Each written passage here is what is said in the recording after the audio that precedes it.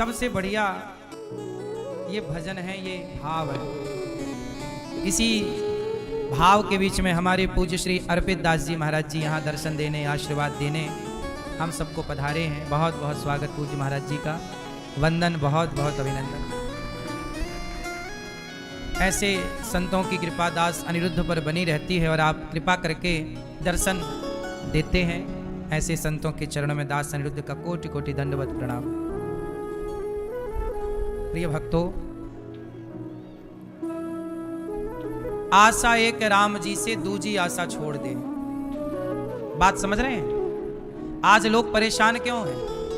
क्योंकि उनकी आशाएं ज्यादा हैं और बहुत जगह से आशाएं हैं। यहां से भी आशा, वहां से भी आशा, वहां से भी। पर ये सारी आशाएं यदि हम छोड़कर एक प्रभु को पाने की इच्छा रख लें, एक भगवान की आशा रख लें। जितना लोग जगत के लिए रोते हैं कि बेटा नहीं मिला, परिवार नहीं मिला, पैसा नहीं मिला, प्रतिष्ठा नहीं मिली, पद नहीं मिला, जितना रोना धोना जगत के लिए होता है, इतना कोई भगवान के लिए रोने लग जाए तो उसका जीवन मरण और आंसू बहाना सब कुछ सार्थक ना हो जाएगा। भगवान के लिए आदमी रो ही नहीं पाता, उन वस्तुओं के लिए रोता है जिनकी कोई वैल्यू नहीं है। अच्छा एक बात बताओ, बच्चे को माँ बाप खिलौना नहीं दिलाते तो बच्चा रोता है कि नहीं? ऐसे रोता है जैसे अब तो उसके बिना रहेगा ही नहीं, उसके बिना जिएगा ही नहीं। लेकिन बच्चा को लगता है कि खिलौना मिल जाता तो अच्छा रहता। लेकिन माँ बाप के जीवन में, माँ बाप के सामने उस खिलौने की तो कोई वैल्यू नहीं है। माँ बाप को पता है कि बच्चा रो जरूर रहा है इस खिलौने के लिए, लेकिन इस खिलौने की वैल्यू इसके जीवन में कुछ नहीं है। सही है? उसी तरह आप जिन वस्तुओं के लिए रोते हैं वह एक खिलौना है। आपको लगता है कि ये मिल जाता तो काम हो जाता। हे भगवान, आपने हमें ये नहीं दिया। जैसे बच्चे को माँ खिलौना ना दिलवाए तो बच्चा माँ से शिकायत करता है कि तुमने हमें खिलौना तो दिलाया नहीं। लेकिन माँ उस समय कैसे समझाए उस बच्चे को कि खिलौना महत्वपूर्ण नहीं है बेटा, है ना? लेकिन बच्चे को समझाया भी तो नहीं जा सकता उस समय। बस इसी तरह हमें कोई वस्तु नहीं मिलती तो हम रोते हैं, बेटा नहीं मिला, पद नहीं मिला, प्रतिष्ठा नहीं मिली, ये नहीं मिला, दौलत नहीं मिली।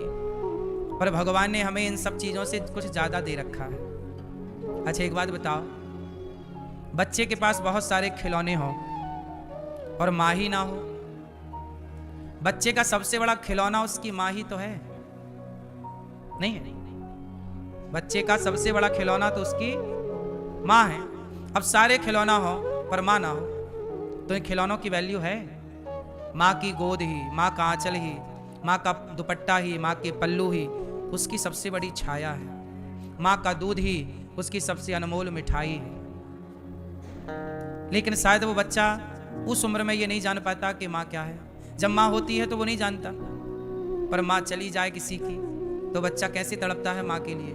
फिर वो खिलौनों से नहीं खेलता, फिर माँ, माँ कहाँ, माँ को बुलाओ, माँ कब आएगी, माँ कब आएगी। उसे कौन समझाए कि माँ तो। मैं एक वीडियो देख रहा था, माँ फांसी लगाई, मर चुकी थी, छोटा बच्चा था, वो माँ के पाँव पकड़ के झूला झूल रहा था। उसे लगा कि माँ मेरे लिए ऐसा की है, वो माँ के पाँव पकड़ के झूला झूला, लटक के झूला। उसे ये नहीं पता कि माँ मर चुकी है, वो फांसी पे लटकी। किसी कारण बस हुआ होगा ये दुर्घटना, लेकिन वीडियो तो वीडियो है, सब तक पहुँच ही जाती है। तो छोटा बच्चा था, गुड़िया थी, लड़की थी, उसे नहीं पता कि माँ अब नहीं है। वो तो झूला झूल रही है माँ के पाँव पकड़ के, फांसी पे लटकी है उसकी माँ। ऐसे ही छोटा बच्चा ना खिलौनों के लिए रोता है, लेकिन वो ये नहीं समझ पाता कि मेरी माँ मेरी सबसे बड़ी दौलत है।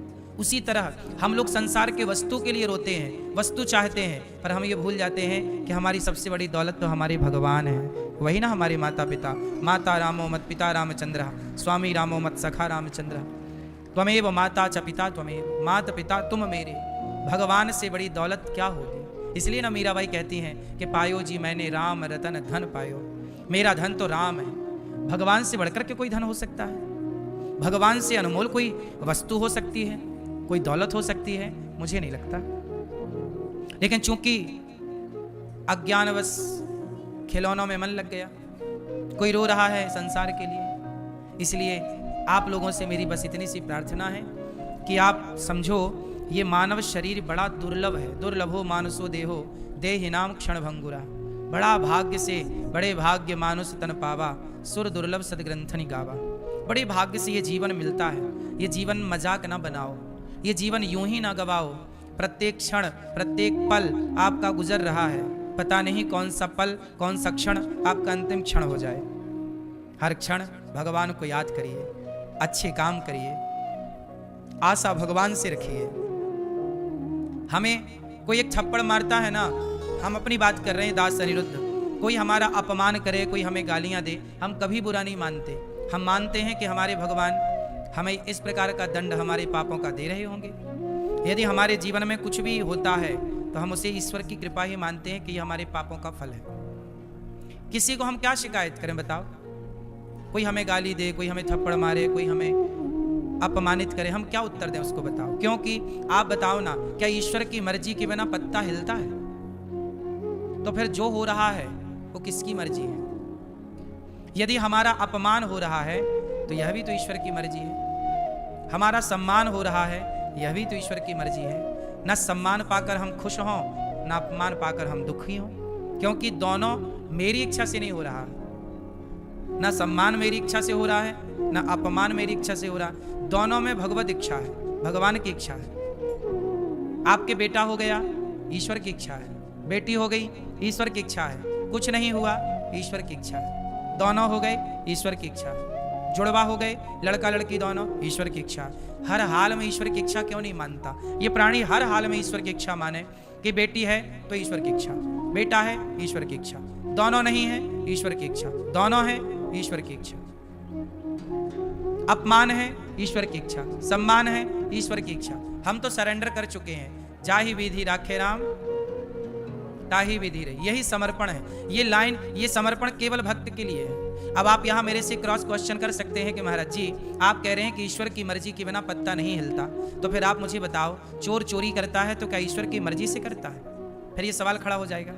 फिर सवाल खड़ा होगा कि कोई बलात्कार करता है तो क्या ईश्वर की मर्जी से करता है? फिर ये सवाल खड़े हो जाएंगे। तो ये दोनों बातें अलग अलग हैं। कई बार आप लोग ना दो बातों को एक मान लेते हो। यहाँ दो बातें अलग अलग तरीके से समझी और समझाई जाती हैं, सुनी और सुनाई जाती हैं। आप इन दोनों चैप्टरों को अलग अलग देखिए। आओ हम इनको दोनों को अलग अलग समझते हैं। सब कुछ हो रहा है भगवान की मर्जी से। एक तो यह दृष्टिकोण है, ये विचारधारा है। पर ये देखो कि ये विचारधारा है किसकी? ये बात सबके लिए नहीं है। ये बात सबके लिए नहीं है। अब जैसे प्रधानमंत्री हैं, प्रधानमंत्री को कोई कहे, नरेंद्र मोदी जी को, अरे ये तो मेरा बेटा है, क्या ये बात सब कह सकते हैं? ये बात केवल उनकी मां कह सकती है। ए, ये तो मेरा बेटा है। बोलो हाँ। ये राष्ट्रपति है, अरे ये तो मेरा बेटा है। आप कह सकते हो कि ये मेरा बेटा है ना? कुछ बातें सबके लिए नहीं है। बात समझ में आ रही है आपको? लेकिन आप लोग क्या मानते हो? नहीं नहीं, ये तो सबके लिए। ईश्वर की मर्जी के बिना पत्ता नहीं हिलता, ये बात केवल भक्तों के लिए है। जो भगवान की शरण में रहने वाले लोग हैं, आस्था रखने वाले लोग हैं, उनके लिए ये बात है कि ये सब कुछ ईश्वर की मर्जी से हो रहा है। अब बताओ, जो भक्त लेवल का व्यक्ति होगा, सज्जन होगा, वो ये माने कि कण कण में जो हो रहा भगवान की इच्छा से, क्या वो बलात्कार करेगा? बोलो। फिर क्या वो चोरी करेगा? बोलो। नहीं।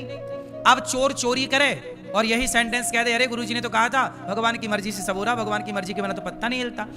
परंतु ये बात चोर के लिए थी ही नहीं, ये बात बलात्कारी के लिए थी ही नहीं। अच्छा ये बताओ, सारी बातें सबके लिए होती हैं? जो बात आप अपनी पत्नी से करते हो, क्या वो बात अपनी मां से कर सकते हो? बोलो।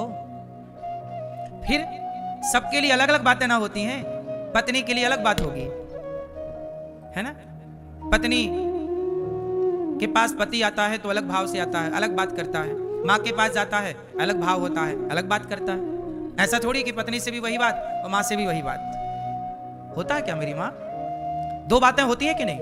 पत्नी के साथ अलग व्यवहार होता है और माँ बाप के साथ अलग व्यवहार होता है और बच्चों के साथ अलग व्यवहार होता है। बोलो हाँ। फिर एक ही घर में तीन तीन व्यवहार होता है। माँ के साथ अलग, माँ बाप के साथ अलग, पत्नी के साथ अलग और बच्चों के साथ बिल्कुल अलग। हाँ या ना? तू कहाँ था? तू लेट क्यों हो गया? यहाँ। तू कहाँ था? जो आप तू तड़ाक की बात बच्चे से कर सकते हैं, वही बाप से नहीं, ए बाप तू कहां था, ऐसा तो नहीं बोल सकते। बाप के लिए अलग भाषा होगी, बच्चे के लिए अलग भाषा होगी, और पति पत्नी के लिए, रिश्ते के लिए अलग भाषा होगी। उसी तरह भगवान की इच्छा के बिना पत्ता नहीं हिलता, ये बात केवल भक्तों के लिए है, चोर के लिए ये बात नहीं है। चोर के लिए ये बात है कि भैया तुमने चोरी किया है तो भगवान ने तुम्हें अक्ल तो दी थी ना, तुम्हें पता था ना चोरी करना गलत है, फिर तुमने चोरी काहे की, अब की हो तो दंड भोगो। तुम्हें पता है ना कि बलात्कार करना गलत है, तुम्हें पता है ना कि किसी को छेड़ना गलत है, जब गलत है पता था तुमने क्यों गलत किया, अब किया है तो जेल जाओ, फांसी पे चढ़ो, भोगो। फिर क्या कहते हो, अरे भगवान की इच्छा के बिना तो पत्ता नहीं हिलता। अरे पागल, ये बात तुम्हारे लिए थी ही नहीं। सब बातें सबके लिए नहीं होती ना मेरी माँ। भगवान, अब आप लोग क्या करते हो ना, सबको एक तराजू में तौल देते हो, सारी बातों को एक सी तराजू। अरे गुरुजी ने तो कहा कि भगवान की इच्छा के बिना पत्ता नहीं हिलता। ये बात उच्च कोटि के भक्तों के लिए है, साधक के लिए, कि बेटा सुदामा जैसे तपस्वियों के लिए कि मैं गरीब हूं तो भगवान की इच्छा है। शिकायत क्या करूं, आप लोग शिकायत करने लगे, अरे गुरुजी हम बड़ी पूजा करते हैं पर देखो हम बड़े गरीब हैं, इतनी पूजा करते हैं फिर भी देखो खाने को रोटी नहीं है। तो यहां पे आपको कही जाएगी बेटा ये ईश्वर की परीक्षा है, ये समय गुजर जाएगा, सुदामा का गुजरा कि नहीं। तो तुम्हें समझाया जा सकता है क्योंकि तुम उस लाइन में हो, तुम भक्त हो। अब जो बात भक्तों के लिए है वो बात दुष्टों के लिए नहीं है ना। हमारे शास्त्रों में यह भी स्पष्ट लिखा है कि ज्ञान किसे दें और किसे ना दें।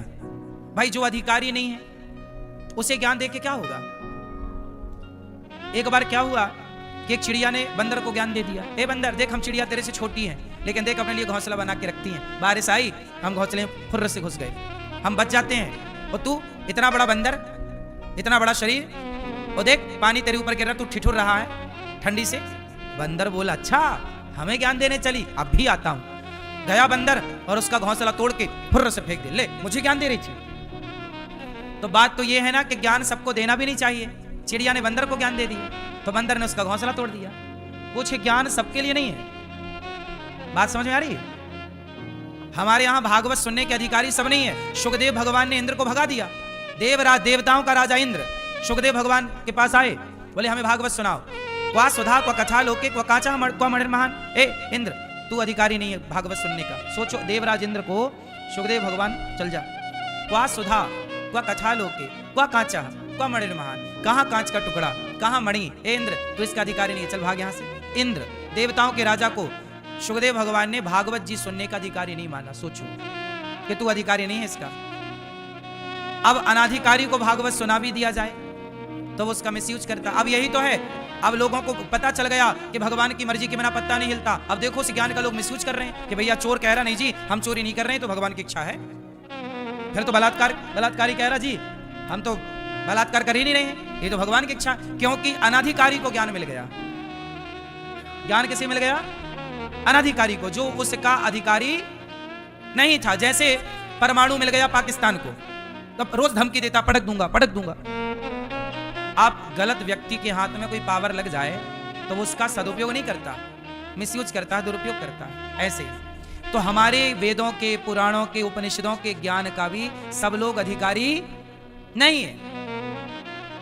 ये ज्ञान सबके लिए नहीं था,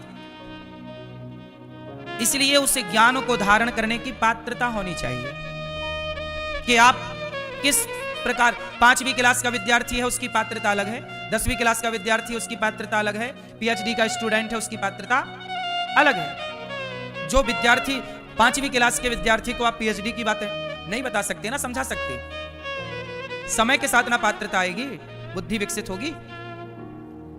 उसी तरह शास्त्रों का ज्ञान भगवान की इच्छा के बिना कुछ नहीं होता। ये बात आपके लिए जो भक्त लेवल के हैं, संत भक्त, भगवान के परम भक्त, उनके लिए ये बात है। इसलिए हम लोग क्या मानते हैं कि जो हो रहा है हमारा अपमान सम्मान जो हो रहा है। एक मैया आई अभी कुछ दिन पहले, वो थाली में लोग पैसे चढ़ाते हैं 10 रुपए 20 रुपए 100 रुपए, थाली में पैसे चढ़े थे। एक मैया आई, उसने प्रणाम करने के बहाने ये दुपट्टा लिया तरीके से, ऐसे हाथ पहले किया पीछे दुपट्टे के, और प्रणाम करने के लिए पांव के पास झुकी और थाली में ऐसा रखा दुपट्टा और रख के यूं मुट्ठी बना ली और पैसे उसके अंदर चले गए। और वह ऐसे दबा के प्रणाम करके चली गई। मैं देख रहा हूं, लेकिन मैंने देख करके भी मैंने उसे नहीं रोका। शायद तेरे भाग्य का मेरे पास आ गया होगा तो तू ले जा रही है, मैं क्या रोकूं, क्या रोकता मैं? ये तो अपनी अपनी नियत है।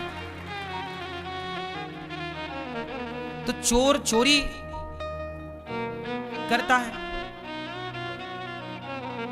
तो उसको हम तो यही मान रहे हैं ना कि सब ईश्वर की इच्छा। क्या करें हम, कहां लड़े झगड़े, तुम्हारा फिर तुमसे कहें कि देखो तुमने चोरी की, फिर वो उसकी इंसल्ट हो, नहीं, तुम्हारा अपमान, तुम्हें पैसे चाहिए ले जाओ, तुम्हारा अपमान नहीं करेंगे। हर हाल में ईश्वर की मर्जी मान लो कि चलो भगवसाद इस रूप में इसकी जरूरत रही हो कि भाई ले जा, क्या करें, कोई भाग्य थोड़ी ले जाएगी हमारा चुरा के। बोलो आप लोग क्या करते हैं, छोटी छोटी बातों में परेशान हो जाते हैं। आपको अच्छा ले आओ ले आओ। तो हर हाल में भगवान की इच्छा हो, जाही विधि राखे राम ताही विधि रही। तो कुल मिला के दास का कहना यह है कि आपके आने का हुआ ना, उस समय हम तिलक बंधन ही कर रहे थे, फिर आप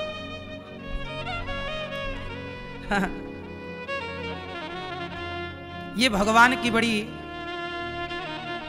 ये विषय जो हैं ये बड़े गूढ़ विषय हैं। इन विषयों को जानना समझना, कल हम लोगों ने कथा में सुना कि इसलिए आप लोग क्या समझे इस पूरे सब्जेक्ट से कि कभी भी हमें ये टिप्पणी नहीं करनी चाहिए कि ये जो हो रहा है ये भगवान कर रहे हैं भगवान, पर हम दोष ना लगाएं भगवान को, ये हमारे कर्म दंड है। दशरथ जी, अब यहां देखो दो बातें फिर हो गई। दशरथ जी को पुत्र के लिए तड़प तड़प के रोना पड़ा, दशरथ जी को पुत्र के लिए तड़प तड़प कर रोना पड़ा, तो क्या ये ईश्वर की इच्छा है? नहीं, ईश्वर की मर्जी के बिना पत्ता नहीं हिलता, ये बात अपनी जगह सही है। पर दशरथ जी ने किसी पुत्र को मारा था तो किसी के पिता रोए थे, तो उनके रोने का परिणाम इन्हें मिला कि इन्हें भी रोना पड़ा। तो ईश्वर की मर्जी के बिना पत्ता तो नहीं हिलता, पर कर्म दंड भी संग चलता।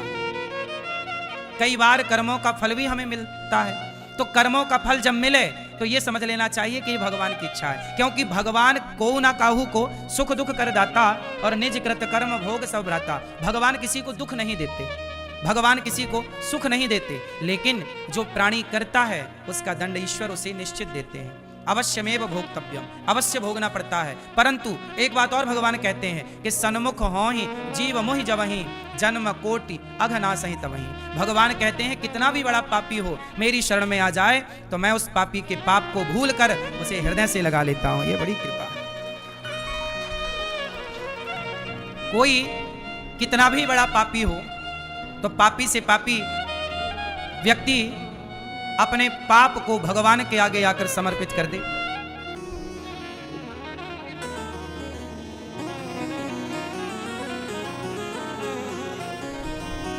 कितना भी बड़ा पापी हो, सन्मुख, जो सन्मुख हो जाए भगवान के, सन्मुख हो ही जीव मोहि जबहि जन्म कोटि अघनासहि तबहि। भगवान कहते हैं कोई मेरे सन्मुख हो जाए, बस एक बार मेरी शरण में आ जाए, मैं उसे क्षमा कर देता हूं। अब देखो ना, कल आप लोगों ने सुना कि माता सती दक्ष के यज्ञ में जल करके भस्म हो गई। भगवान शंकर माता पार्वती माता सती को लेकर कथा सुनवाने गए, तभी कथा में माता सती को संदेह हो गया कि ये भगवान नहीं हो सकते। अब जब भगवान पर संदेह हुआ तो माता सती सीता बन करके पहुंच गई परीक्षा लेने की। परीक्षा तो ले ली, पर परीक्षा माता सती हो गई फेल, और फेल हो गई तो शंकर जी ने कहा हो गई परीक्षा।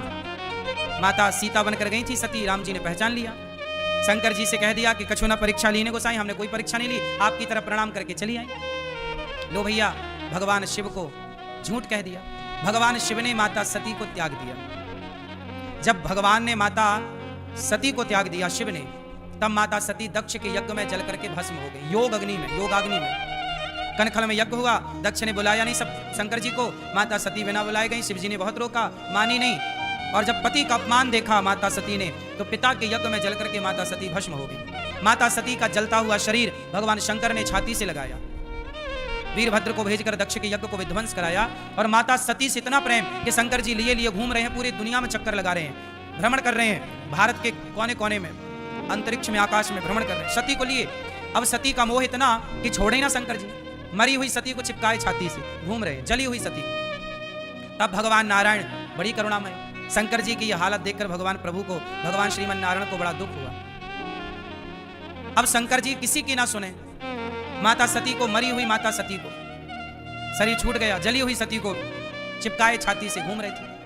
तब भगवान श्रीमन नारायण ने, भगवान विष्णु ने भगवान शिव को समझाए, पर शंकर जी सुने ही ना, चलते जा रहे, रुके ही ना शंकर जी। तब भगवान ने सुदर्शन से माता सती के शरीर काटे, और माता सती के शरीर के जो जो अंग कटे तो जहां जहां गिरे वही शक्तिपीठ बनती चली गई।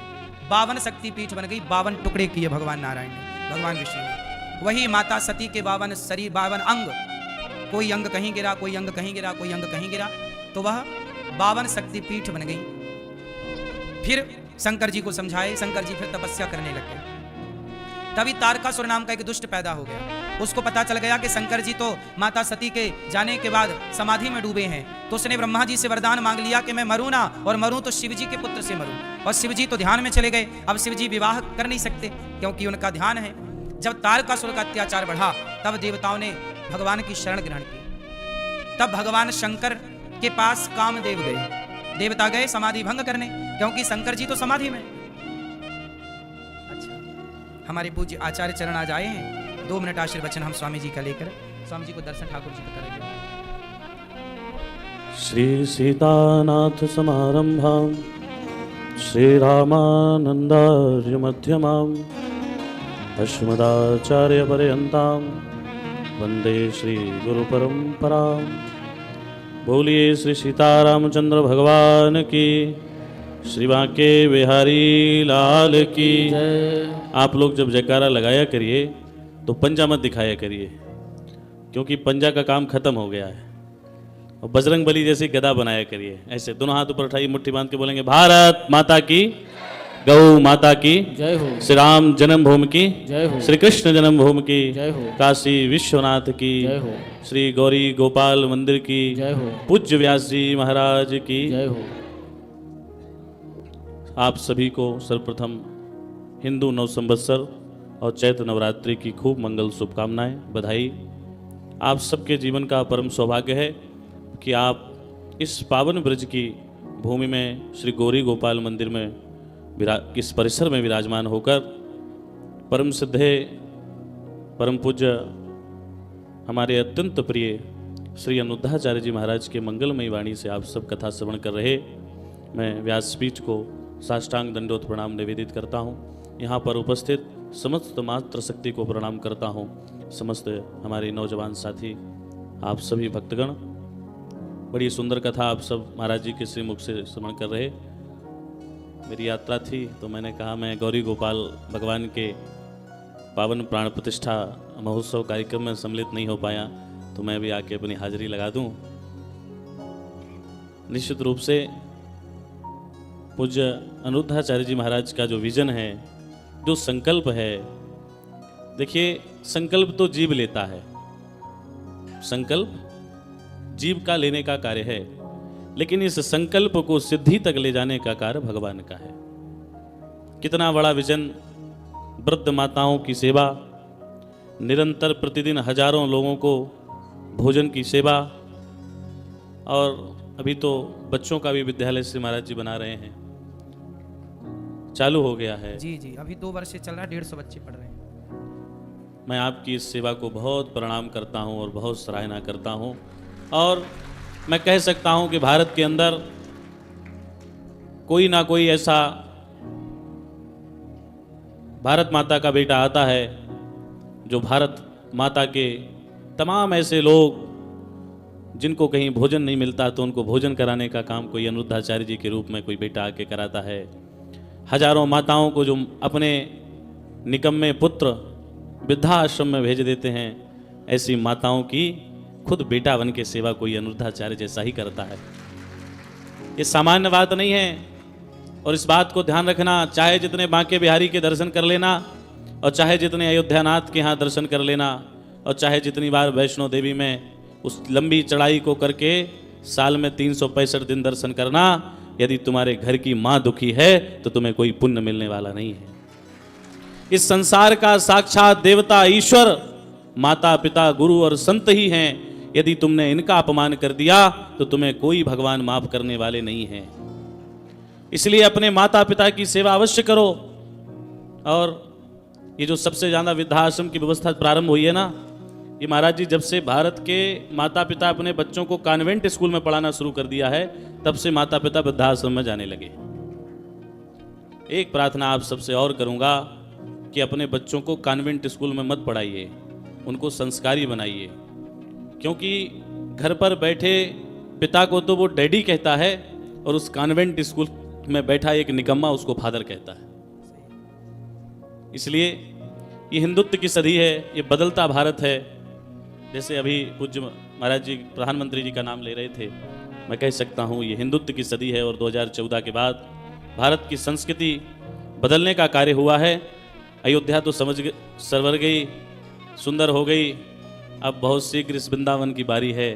मथुरा में भी भव्य माँ के बिहारी का मंदिर बनेगा। जन्मभूमि में भी भगवान लाला बैठेंगे। वो उत्सव भी हम सब देखेंगे।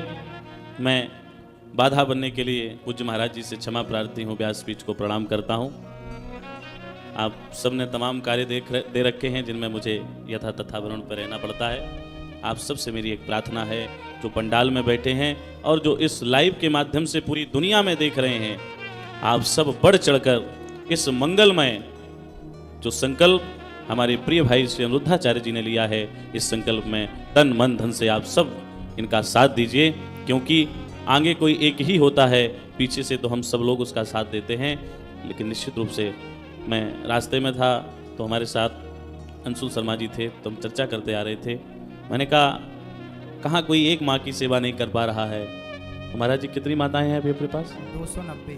बताइए, 290 माताओं की सेवा। और मैं पिछली बार माताओं से मिलने महाराज जी के साथ गया था, 1 वर्ष पूर्व आया था। तो जब माताओं से मिल रहा था तो ऐसे लग रहा था श्री अनिरुद्धाचार्य जी जैसे अपनी माँ की ही सेवा कर रहे हों। कितने वात्सल्य से वो माताएं इनको गले लगा रही थीं। तो मुझे लगता है कि आपके ऊपर, किसी पुत्र के ऊपर एक माँ का आशीष होता है, उस पर कितनी कृपा होती है। और आपके ऊपर तो 290 माताओं का आशीर्वाद है। निश्चित रूप से श्री हनुमान जी महाराज आपके इस पावन संकल्प को खूब आगे बढ़ावें। आज आप 200 माताओं की सेवा कर रहे हैं। हम चाहते हैं श्री हनुमान जी आपको 2000 माताओं की सेवा करने का पावन अवसर प्रदान करें। इसी के साथ मैं अपनी वाणी को विराम देकर पूज्य व्यासपीठ को साष्टांग प्रणाम करके यहाँ पर उपस्थित आप सबको बारंबार प्रणाम करते, श्री राममय सब जग जानी करहूँ प्रणाम जोरी जुग पानी। बोलिए श्री सीतारामचंद्र भगवान की। पूज्य महाराज जी का धन्यवाद, आप आए, आपने याद दिलाई है तो श्री विराजी मस्तक पर।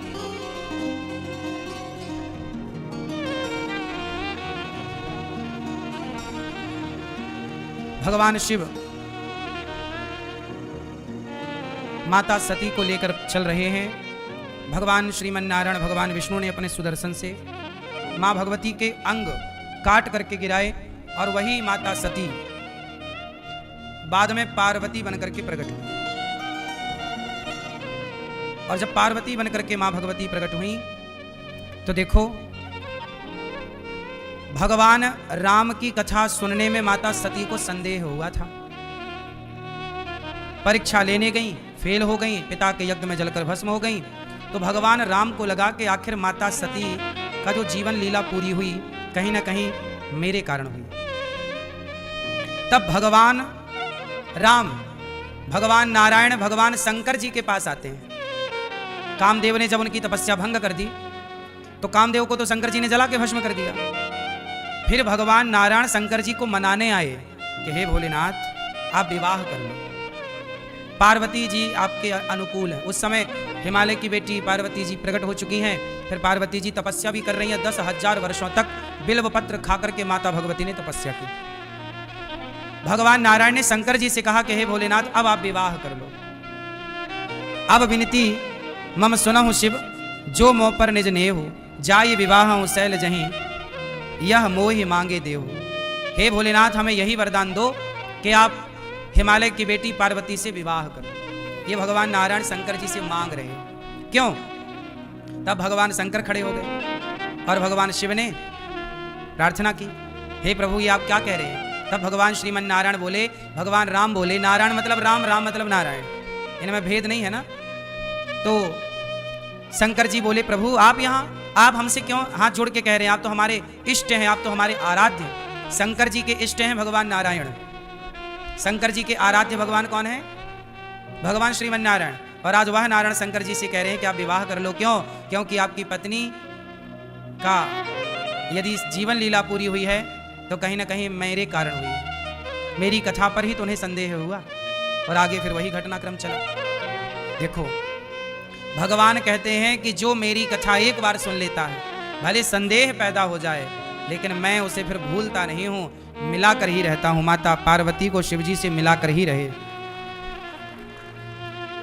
तब शंकर जी ने सिर धरि आयसु करिए तुम्हारा, परम धर्म यह नाथ हमारा। शंकर जी ने कहा, हे नाथ आपने जो आज्ञा दी है वो सिरोधार्य है। आप कह रहे हैं कि मैं विवाह करूं तो जरूर करूंगा। शंकर जी विवाह तो किए पर कामदेव को जलाने के बाद किए। शंकर जी ने पहले, मैया ओ भैया बैठ जाओ लाला पहले तो, और शोर ना करो, कथा को ना बहुत मर्यादित सुनना चाहिए, खड़े ना रहो भैया, बैठ जाओ। कथा सुनने आए हो तो थोड़ा टाइम निकाल के आओ, 2-3 घंटे का, इत्मीनान से कथा सुनो, सावधानी से सुनो। तो भगवान शंकर विवाह तो किए पर कामदेव को जलाने के बाद विवाह किया। कामदेव को भस्म कर दिया ना शंकर जी ने, तीसरी आंख खोली, कामदेव जल के। अब सोचो कि किसी का कामदेव ही जल जाए, काम वासना ही मिट जाए, तो फिर विवाह करे तो करे फिर कैसे? फिर संतान उत्पत्ति कैसे होगी? क्योंकि संतान उत्पत्ति के लिए काम की आवश्यकता पड़ती ही है। तो फिर कैसे? काम ही नहीं रहा तो फिर विवाह करने का अर्थ क्या निकला? तो जब काम जल गए तो शंकर जी से सवाल पूछा गया, विवाह कैसे करोगे? तब भगवान शंकर कहते हैं, मैं विवाह करूंगा पर समाज को यह बताना चाहता हूं कि मैं विवाह कर तो रहा हूं पर काम की प्रेरणा से नहीं, प्रभु राम की प्रेरणा से विवाह करने जा रहा हूं। तो विवाह करो पर काम की प्रेरणा से, काम की वासनाओं की पूर्ति के लिए नहीं, बल्कि भक्ति में पत्नी सहयोगी बने, इसलिए विवाह करना चाहिए। विवाह क्यों करना चाहिए? विवाह करने के फायदे क्या हैं? आपने विवाह किया? नहीं भैया, आपने विवाह किया? चश्मा वाले भैया, विवाह करने के फायदे क्या हैं? गृहस्थी, क्या फायदा है गृहस्थी का? परिवार बढ़ेगा। अच्छा, जनसंख्या बढ़ानी है बढ़िया, ठीक। जनसंख्या ही नहीं रहेगी तो फिर कैसे सनातन रहेगा? ठीक कह रहे हो, खूब जनसंख्या बढ़ाओ, 10-15 बच्चे तो हों कम से कम। क्यों? आपने विवाह किया? ये आपके बगल में, क्यों किया विवाह? क्यों करना चाहिए विवाह? क्या फायदे हैं विवाह के? विवाह क्यों करना चाहिए? क्या फायदे हैं? सुनो, विवाह करने के फायदे हम बता रहे हैं। सुनो, विवाह करने का फायदा यह है कि आप दोनों लोग पति पत्नी बैठकर आधी रात को भी और दिन को भी, कभी भी जब नींद खुल जाए, जब मन हो जाए, तब एक जन वक्ता बन जाओ और एक जन श्रोता बन जाओ, और दोनों बढ़िया बैठ के एक जन कथा सुनाए भगवान की, एक जन कथा सुने। विवाह नहीं होगा तो अकेले रहेगा, तो अकेला किसको सुनाए और किसको सुने? दो रहेंगे तो एक कथा सुनाए, एक कथा सुने, दोनों भगवान की चर्चा करो, दोनों बैठे बैठे। ये फायदा है कि दोनों भगवान का चिंतन ज्यादा कर सकते हैं। भगवान की सेवा दोनों मिलके करो, एक जन भगवान जी के कपड़े, एक जन भगवान जी के बर्तन धुल लो, तो एक जन पूजा की तैयारी कर लो। बड़े प्रेम से भगवान की सेवा में दोनों सम्मिलित हो जाओ, दोनों जन आरती उतारो, दोनों भगवान के लिए प्रसाद तैयार करो। अब होता क्या है कि आजकल पति पत्नी का मतलब अलग ही है कुछ। अब विवाह का मतलब, पहले देखो शंकर जी जब विवाह किए माता पार्वती से, तो शंकर जी जब पार्वती मैया से विवाह करके कैलाश आए तो शंकर जी और पार्वती दोनों कथा सुना रहे हैं। पार्वती जी हाथ जोड़ के बोलो, हे भोलेनाथ कुछ सवाल करना है, करो। क्या? ये बताओ कि ये राम कौन है, राम के बारे में मैं जानना चाहती हूँ। तो माता पार्वती सवाल कर रही हैं और उस सवाल के उत्तर में पूरी राम कथा शंकर जी सुना रहे हैं। देखो ये पति पत्नी, आप लोग पूजा करते हो शंकर जी की, लेकिन शंकर जी की पूजा बस करते हो, सीखते नहीं हो। शंकर जी गृहस्थ हैं। कैसे गृहस्थ हैं? पार्वती और शंकर जी दोनों कथा सुनते और सुनाते हैं, दोनों भगवान के चिंतन में डूबे रहते हैं। जबकि शंकर जी के परिवार में जितनी टेंशन है ना, आपके परिवार में इतनी टेंशन नहीं हो सकती। आप लोग कहते हैं महाराज जी बड़ी टेंशन है, हम बड़े परेशान हैं। शंकर जी से ज्यादा कोई परेशान नहीं हो सकता। देखो ना, शंकर जी के वाहन का नाम है नंदी है, और शंकर जी की पत्नी माता पार्वती के वाहन का नाम है शेर। अब शेर और बैल ये दोस्त हैं कि दुश्मन हैं? बोलो, दुश्मन है?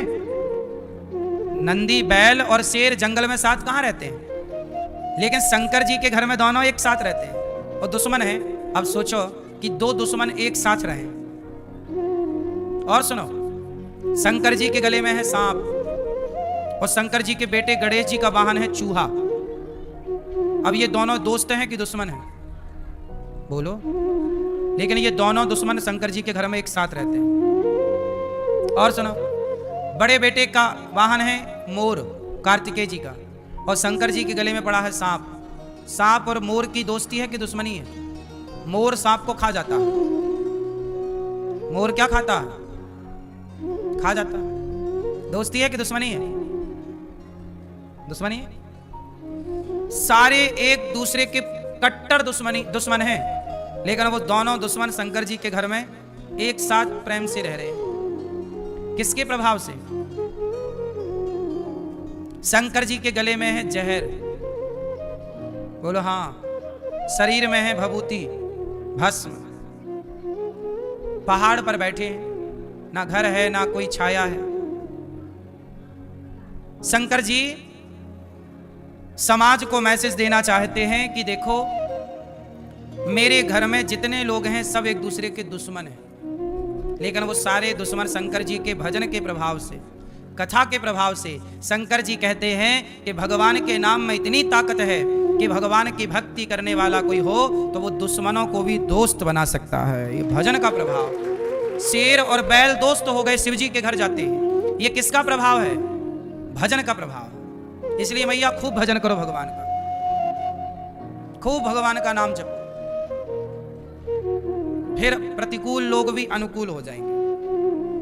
व्यक्ति का प्रभाव नहीं होता, भजन का प्रभाव। हमने कितने संतों के बारे में सुना है कि वो जंगल में भजन करते, तो जंगल में भजन करते तो शेर आकर के उन्हें प्रणाम करके जाता। संतों को कोई आश्चर्य नहीं है।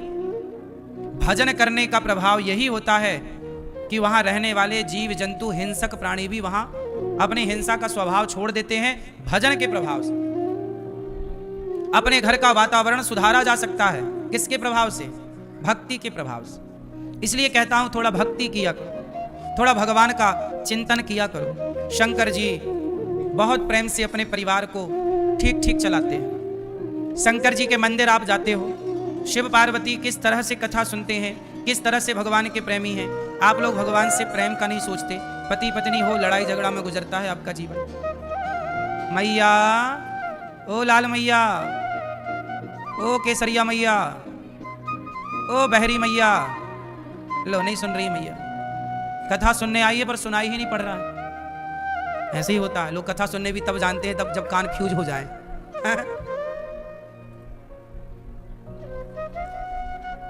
एक मैया आई, बोले गुरुजी गुरु मंत्र दे दो। हमने कहा लो। हमने बोला मैया बोलो श्रीमन नारायण, मंत्र दिया उन्हें। फिर बाद में बोला हमने मैया बोलो श्रीमन नारायण।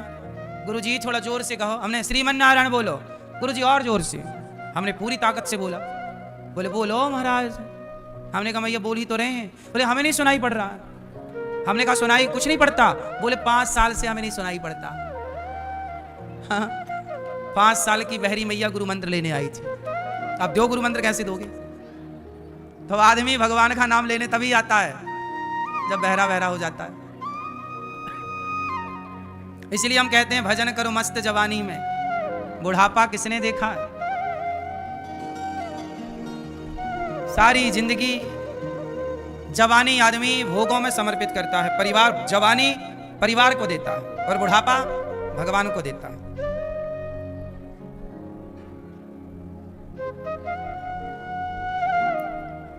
ये लाल मैया बुराई मान गई क्या? नहीं।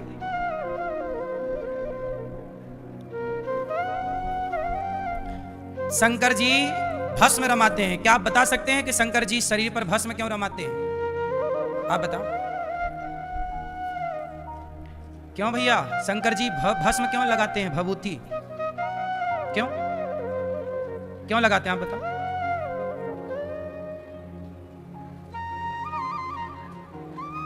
हाँ, शंकर जी भभूति इसलिए लगाते हैं कि दुनिया वालों देख लो, ज्यादा घमंड में ना रहो, एक दिन राख हो जाओगे। ये राख लग रही है शंकर जी पर, वो राख किसी मुर्दे की ही होती है। तो शंकर जी कहते हैं ज्यादा घमंड ना कर, तो भी एक दिन ऐसे ही राख बन जाएगा, तो तुम्हारा अभिमान मिटे, इसलिए शंकर जी भभूति रमाते हैं। लेकिन तुम्हें तो जाके शंकर जी को देख के सीखना, कुछ नहीं होता, कुछ नहीं सीखते लोग। शंकर जी का पूरा जीवन सिखा रहा है। शंकर जी जब पार्वती से विवाह करने गए तो दुल्हा बने, भभूति रमा रहे हैं और गले में सांपों की माला। अच्छा, शंकर जी गले में सर्पों की माला क्यों पहनते हैं? क्यों? क्योंकि सांप है काल, काल मृत्यु का सूचक है ना। काल अव्याल मुख ग्रास त्रास निर्णास है, तभी सांप को काल कहा गया है। सांप दिख जाए मतलब काल दिख गया, काल है, मृत्यु है, तो सांप मतलब काल।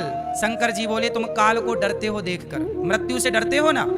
लोग क्या सोच, हम मर ना जाएं गुरुजी, बूढ़े बूढ़े लोग भी मरने से बड़ा डरते हैं, नहीं मर ना जाएं, मर ना जाएं। एक मैया गोबर उठा रही थी गैया का, बोली हे भगवान मौत भी नहीं आती कि मर जाऊं, 90 साल में बहू गोबर उठवा रही है। यमराज जी गुजर रहे थे, यमराज जी को लगा शायद हमें याद कर रही, आ गए। हाँ मैया चलो। मैया बोली कौन हो?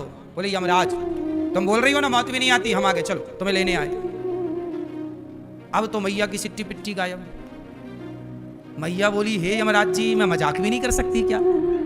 हाँ, मैंने मजाक में ही कह दिया, वैसे तुम कभी नहीं आते, और ऐसा मजाक कर दिया तुम आ गए। अच्छा तो मजाक कर रही थी, मरना नहीं है? अरे बोले काहे मरना, भी ठीक ठाक चल रहा सब। बूढ़ी मैया 90 साल की, बोली अभी कहाँ मरने के दिन है हमारे। अच्छा आई गए हो तो एक काम करो, गोबर उठवाओ हमारा। यमराज जी से गोबर उठवा लिया। ऐसी मैया, चतुर मैया। मरना कोई नहीं चाहता, लेकिन शंकर जी सांपों की माला गले में लटका कर ये मैसेज देते हैं कि देख भाई मरना तो पड़ेगा। शंकर जी के गले में है सांप, और हृदय में कौन है? सदा वसंतम हृदयार विंदे भवम भवानी। शंकर जी के हृदय में है सीताराम और गले में है सांप। क्या मतलब निकला? अर्थ निकला कि जिसके हृदय में भगवान है तो काल उसके गले में लटकता है, मतलब मृत्यु काल का रूप है, रूप मृत्यु है। तो शंकर जी कहते हैं मेरे गले में सांप लटकता है, मतलब जो हृदय में भगवान को धारण कर लेते हैं तो काल भी उसका कुछ नहीं बिगाड़ सकता, गले में लटका के घूमते हैं शंकर जी। इसलिए शंकर जी को कहते हैं कालों के काल, महाकाल, क्योंकि जिसके हृदय में भगवान हो तो काल गले में लटका रहेगा, करेगा क्या? इसलिए काल गले में लटका है शंकर जी के। मानो शंकर जी कहते हैं तुम्हें मृत्यु से डरना नहीं है, काल तो ऐसे लटके रहेंगे 10 तुम्हारे गले में, तुम बस हृदय में भगवान को रखो। जो भगवान को हृदय में रखते हैं उन्हें मृत्यु से डर नहीं लगता। कबीरदास जी कहते हैं मरने से सब जग डरा, मरने से सब जग डरा, मेरे मन आनंद। सब लोग डरते हैं मरने से, पर मेरे मन तो बड़ा आनंद है। क्यों? कब मरी हूं, कब भेंटी हूं, पूर्ण परमानंद। कब मरूंगा, कब भगवान से भेंट होगी, इसलिए हमें मरने से डर नहीं लगता। अब तो शंकर जी बड़े प्रेम से दुल्हा बने, गले में सांप, और शंकर जी के माथे पर क्या है? चंद्रमा भी है और गंगा भी है। और दोनों का स्वभाव कैसा है? चंद्रमा गर्म होती है कि ठंडी है? चंद्रमा शीतल ठंडी, और गंगा है गर्म। गंगा भी ठंडी, गंगा जल ठंडा हो तो सबसे ठंडी गंगा मैया, गंगा भी ठंडी है और चंद्रमा भी ठंडी है। और दोनों को शंकर जी ने कहाँ बिठाया है? मस्तक पर। क्या मतलब हुआ? क्या मतलब हुआ मैया? बात से क्या सीखा आपने, क्या मैसेज मिला आपको? ये गुलाबी मैया बताएंगी। हैं? गले में वो शंकर जी के मस्तक पे गंगा काहे है? हैं काहे हैं? वही तो पूछ रहे, मस्तक पे क्यों बैठी है? शंकर जी ने मस्तक पर ही गंगा जी को क्यों बिठाया? हैं? ठीक है, आप बताओ मैया, क्या बोलती तू? थोड़ा जोर से बोलो मेरी माँ। अच्छा, गले की प्रॉब्लम है, ठंडा। शंकर जी कहना चाहते हैं कि जीवन में टेंशन कितनी भी हो, परेशानी कितनी भी हो, पर दिमाग को हमेशा दिमाग कैसा हो, ठंडा की गर्म। शंकर जी कह रहे, देखो शंकर जी के यहाँ सब एक दूसरे के दुश्मन हैं, पर शंकर जी का दिमाग फिर भी कैसा है, तुम मैसेज तो सीखते कुछ हो नहीं, तुम्हारा दिमाग बिल्कुल गर्म रहता है। लोगों के कमरे में लगी है एसी और दिमाग में लगा है हीटर। हर टाइम लोग गर्म रहते हैं, हर टाइम बस लड़ाई झगड़ा, नाक में गुस्सा धरा है, बात बात पे लड़ाई, बात बात पे झगड़ा। तो दिमाग में क्या होना चाहिए, दिमाग पे गंगा जी मतलब ठंडक, दिमाग को ठंडा रखो। और गर्म क्या होने चाहिए, पांव हो गरम, पांव ठंडे ना पड़ जाए, चलते फिरते रहो। आजकल पांव ठंडे पड़ गए इसलिए मोटापा आ गया, बीमारियां आ गई। पहले लोग चलते ही रहते थे दिन भर, पांव रहते हैं गरम, पांव रहने चाहिए गरम। इसलिए पुराने जमाने में आज भी गांव के लोग जब खेत से आते हैं तो वो गर्म पानी से, गुनगुने पानी से ही पांव धुलते हैं। गुनगुने पानी से पांव धुलने से थकावट उतर जाती है, पता है आपको। तो पांव गर्म होने चाहिए, अर्थात गर्म का मतलब ये नहीं कि तुम जाके पांव गर्म पानी में डाल दो। गर्म का मतलब है कि पांव हमेशा एक्टिव हो, करते रहो कुछ काम, चलते रहो। जो चलता रहेगा वो स्वस्थ रहेगा, जो बैठ गया वो बीमार। बोलो हाँ कि ना। इसलिए ज्यादा से ज्यादा चलो, ज्यादा से ज्यादा चलो। तो पांव गरम और दिमाग ठंडा। अच्छा, दिमाग गरम, पांव गरम और वाणी नरम। वाणी कैसी हो, वाणी नरम, यहां से गर्मी ना निकले। वाणी पांव गरम, वाणी नरम, दिमाग ठंडा। शंकर जी दुल्हा बने, माता मैना रानी के पास पहुंचे बारात लेकर। मैना रानी बोली, ऐसा दुल्हा जब सांप आप लपेट के भस्मी रमा के, हम नहीं करेंगे बेटी से ब्याह। शंकर जी को देखकर गुस्सा हो गई। माँ बोली, मेरी बेटी कुंवारी रहेगी पर ब्याह इससे नहीं करूंगी। तब पार्वती जी ने, नारद जी ने समझाया कि माता ये शंकर जी हैं, ये बन के आए हैं, ऐसे पर हैं, साक्षात भगवान है ये, चलो। तब समझी माता और विवाह माता पार्वती का संपन्न हुआ। बोलिए शंकर भगवान की। अब शंकर पार्वती का जब विवाह हुआ, बारात का बड़ा अच्छा वर्णन, जस दुल्हा तस बनी बराता। बारात बड़ी, भूत प्रेत डाकनी पिशाचनी चुड़ैल सब गई शंकर जी की बारात में। चुड़ैल, चुड़ैल जानती हो आप भैया, चुड़ैल जानती हो हैं? क्यों मैं, आप जानती हो चुड़ैल? क्यों आपके बगल में रहती है क्या? हैं? बातचीत तो होती होगी चुड़ैल से, नहीं? आप जानते हैं चुड़ैल? ऐसे पांव रहते हैं उसके, ऐसे। चुड़ैल कौन बनता है? पुरुष बनता है भूत। पुरुष मर जाए, गलत काम करे तो भूत बने, प्रेत बने, पिशाच बने, ब्रह्म राक्षस बने। परंतु स्त्रियां क्या बनती हैं? स्त्रियां जैसे मर जाएं और गलत काम करके मरें, जैसे मुस्कान मरी, अब वो मतलब अभी जेल गई ना, अब यदि जब मरेगी अपने टाइम से, क्या बनेगी वो? उसका फिक्स हो गया पीपल, एक बिल्कुल आस पास कहीं चुड़ैल बनेगी वो। पति को मार दी ना उसने, हैं? कौन? तुम्हारी पड़ोसन? उसने ही मार दिया पति को, तो वो भी चुड़ैल बनेगी। मतलब जो अपने पति को मार के ड्रम में पैक करें सब चुड़ैल बनेंगी, फिक्स। और जो सास को परेशान करती हैं वो भी चुड़ैल बनती हैं। है क्या? सही बनती है। हाँ। चुड़ैल बनेंगी, चुड़ैल। सास की सेवा करना मन लगा के, ससुर की सेवा करो, बूढ़ों का सम्मान करो और पति की भी सेवा करो। और जो पुरुष अपने माता पिता को नहीं मानता, परेशान करता है, और जो पत्नी को परेशान करता है, कुछ पुरुष भी पत्नियों को कुकर में पका देते हैं, नहीं? पुरुष भी तो पत्नियों को मार डालते हैं कुछ लोग, फिर क्या बनते? वो पुरुष बनेंगे भूत प्रेत। तो सारे लोगों के लिए भगवान ने सब व्यवस्थाएं कर रखी। भूत पिशाच निकट नहीं आवे। ये सब भूत प्रेत तो होते ही हैं, तब ना लिखा तुलसीदास जी ने। सब योनियां हैं, सब कर्म दंड तो भोगने ही पड़ेंगे। बचेगा कौन? बचा कौन है कि तुम और हम बचेंगे? इसलिए मेरी माँ कर्म गलत ना हो, कर्म गलत ना करो। शंकर पार्वती बैठे अब बड़े भाव से, हाँ,